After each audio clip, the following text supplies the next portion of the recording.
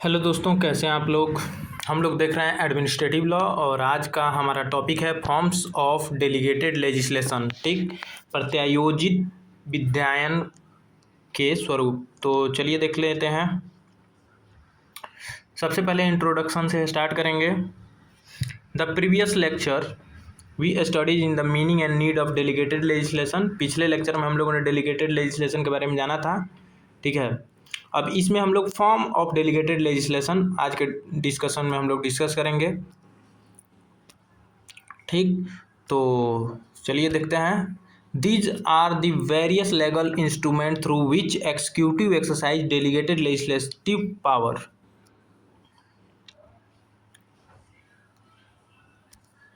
हिंदी आप लोग देख लीजिएगा। देखते हैं meaning of form of delegated legislation. Form of delegated legislation refers to the different legal methods through which delegated power are exercised, such as rules, regulation, bylaws, order, notification and scheme। देखिए, जो forms of delegated legislation है उसका मतलब होता है कि legal method को विभिन्न तरीकों के माध्यम से क्या करना, डेलीगेटेड पावर को एक्सरसाइज करना। कैसे एक्सरसाइज करना, किस रूप में, तो रूल्स के माध्यम से, रेगुलेशन, बाईलॉज के माध्यम से, ऑर्डर के माध्यम से, नोटिफिकेशन और स्कीम के माध्यम से। क्या क्या है, rules, regulation, bylaws, order, notification और स्कीम। ये वर्ड याद रखना है, rules, regulation, bylaws, order, notification and scheme. ठीक है, rules regulation, bylaws, order, notification और स्कीम। इसको याद करने के ट्रिक भी हैं, RRBONS। ठीक, अभी ट्रिक भी हम बताएंगे। फॉर्म्स ऑफ डेलीगेटेड लेजिस्लेशन से आशय उन विभिन्न विधिक साधनों से है जिसके माध्यम से कार्यपालिका प्रत्यायोजित शक्तियों का प्रयोग करती है। ठीक है, तो कार्यपालिका प्रत्यायोजित शक्तियों का प्रयोग किस किस रूप में करती है, तो रूल्स बना के, रेगुलेशन से, बाईलॉज से, ऑर्डर से, नोटिफिकेशन से और स्कीम से। ठीक, इसका ट्रिक आप लोग ऐसे याद रख सकते हैं, RRBONS, आरबॉन्स।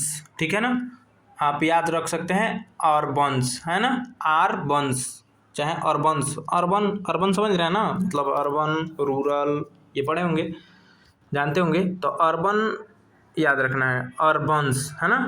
तो RR है, अब BONS है। ठीक है, एक आर से रूल्स, एक से रेगुलेशन, B से बाईलॉज, O से ऑर्डर, N से नोटिफिकेशन, S से स्कीम। अब 1 बाई 1 इसको देखेंगे। हम लोग क्या देख रहे हैं, हम लोग देख रहे हैं फॉर्म्स ऑफ डेलीगेटेड लेजिस्लेशन। ठीक, तो सबसे पहले रूल से स्टार्ट करेंगे, फिर रेगुलेशन। तो रूल्स क्या है, rules are detailed provision framed by government under authority of parent act. ठीक है, मतलब किसी एक्ट को कैसे मतलब रेगुलेट किया जाएगा, उसके कुछ रूल्स होते हैं। ठीक है, तो देख लीजिए, रूल्स मतलब डिटेल्ड प्रोविजन। ठीक है, जैसे CPC पढ़े होंगे तो उसमें CPC के कुछ सेक्शन हैं, वो सेक्शन कैसे उसका पालन होगा उसके लिए कुछ रूल्स हैं, वो रूल्स है ना, उसके बाद सेक्शन के बाद रूल्स को दिया गया होता है। ठीक है,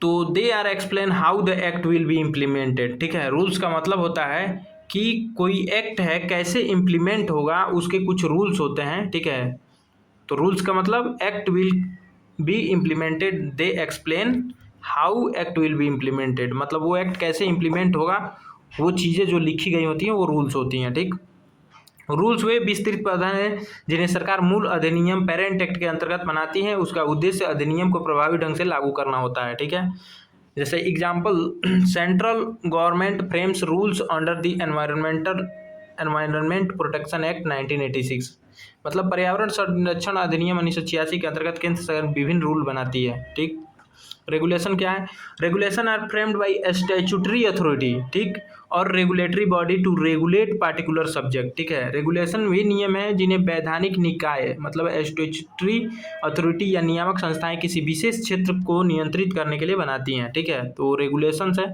example, university grant commission regulation. ठीक है, समझ रहे हैं ना, अभी जो पास हुआ था UGC द्वारा बनाए गए रेगुलेशन। जिस पे विरोध हो रहा था। बाईलॉज क्या है? Bylaws are laws made by local authority और public corporation for local administration. ठीक है, तो बाईलॉज वो होते हैं जो लोकल एडमिनिस्ट्रेशन के द्वारा बनाए जाते हैं। ठीक है, बाईलॉज वे नियम है जिन्हें स्थानीय निकाय या सार्वजनिक निगम अपने क्षेत्र के प्रशासन हेतु बनाते हैं। ठीक, example municipal corporation bylaws regulating to sanitation, construction and market. नगर निगम द्वारा स्वच्छता, भवन निर्माण तथा बाजार व्यवस्था से संबंधित उप विधियाँ, मतलब बाईलॉज बनाना। ठीक, ऑर्डर्स क्या है? तो orders are direction issued by government और component authority to meet administrative requirement. Order वे निर्देश हैं जिन्हें सरकार या सक्षम प्राधिकारी प्रशासनिक आवश्यकताओं को पूर्ति हेतु जारी करता है। ठीक, एग्जाम्पल्स क्या है?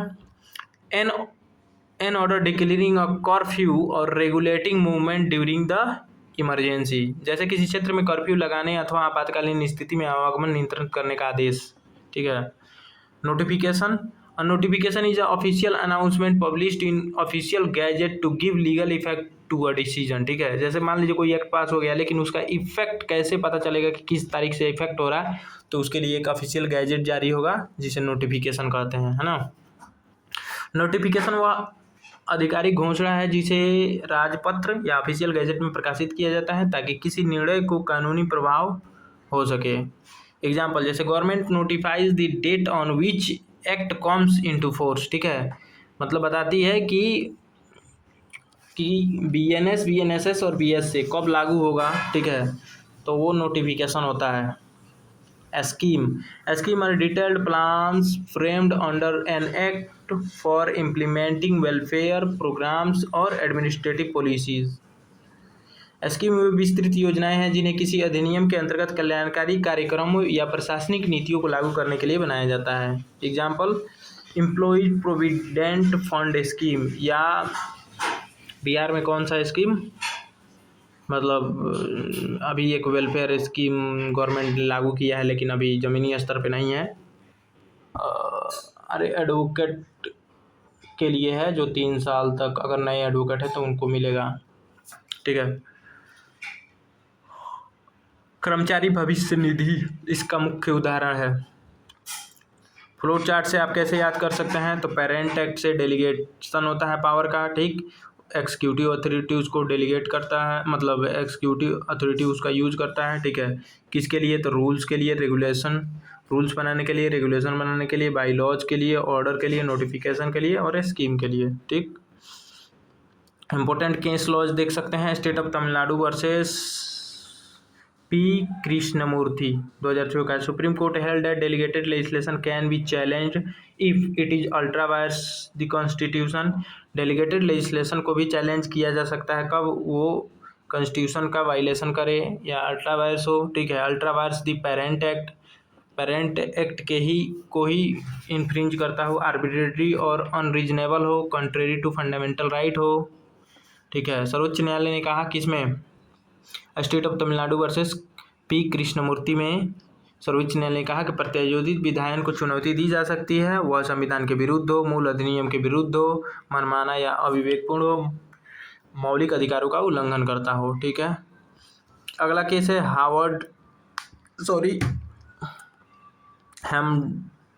हेमडार्ड दवाखाना वर्सेस यूनियन ऑफ इंडिया 1960 का है। The supreme Court held that the legislature can not delegate it's essential legislative function. ठीक है, जो उसका इसेंशियल लेजिस्लेटिव फंक्शन है उसको डेलीगेट नहीं कर सकता है, मतलब नहीं दे सकता है। ठीक है, सर्वोच्च न्यायालय ने कहा कि विधायिका अपनी आवश्यक विधायी शक्ति का प्रत्यायोजन नहीं कर सकती है। ठीक, एग्जाम्पल यहाँ पे देख सकते हैं। Parliament passes the motor vehicle act, the government makes motor vehicle rules, the transport department issue notification, regional transport issue order, municipal authority frames by laws regarding parking. ठीक है, तो यहाँ पे उसके सभी पे एक एक महत्वपूर्ण एग्जाम्पल है। ठीक, और यहाँ पे डिफरेंस दिया गया है कि रूल्स और रेगुलेशन में क्या अंतर है। तो rules made by government, regulation made by statutory authority. ठीक, रूल्स का जनरल इम्प्लीमेंटेशन होता है, रेगुलेशन का स्पेसिफिक इम्प्लीमेंटेशन होता है किसी स्पेसिफिक सेक्टर में। ठीक, रूल्स और रेगुलेशन, अब एडवांटेज देख लीजिए क्यों इसका प्रयोग किया जाता है? तो smooth implementation of law, administrative efficiency के लिए, कहाँ चला गया भैया, एडमिनिस्ट्रेटिव इफिशियंसी के लिए, टेक्निकल एक्सपर्टीज के लिए, फ्लेक्सिबिलिटी के लिए और क्विक डिसीजन मेकिंग के लिए। और 1 मिनट रिवीजन में हम देख सकते हैं कैसे याद करेंगे, ठीक है, क्या क्या इसमें पढ़ना है।